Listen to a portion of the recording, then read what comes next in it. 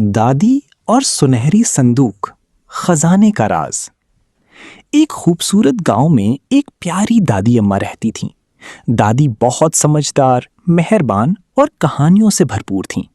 ان کے گھر کے کونے میں ایک پرانا سنہری صندوق رکھا تھا جسے وہ ہمیشہ بند رکھتی تھیں۔ گاؤں کے بچے اکثر سوچتے کہ اس صندوق میں ضرور سونا، ہیرے یا کوئی جادوئی خزانہ ہوگا۔ ایک دن دادی کی پوتی عائشہ نے ہمت کر کے پوچھا، دادی اماں، اس صندوق میں کیا راز چھپا ہے؟ دادی مسکرائیں اور بولیں، وقت آنے پر تمہیں پتہ چل جائے گا۔ کچھ دن بعد دادی نے عائشہ کو صندوق کھولنے کی اجازت دی۔ عائشہ نے خوشی سے صندوق کھولا، مگر اندر سونا یا ہیرے نہیں تھے، بلکہ اس میں پرانی دعاؤں کی کتابیں، خاندانی تصویریں، نصیحتیں اور محبت بھری خطوط تھے۔ عائشہ حیران ہوئی، یہی خزانہ ہے؟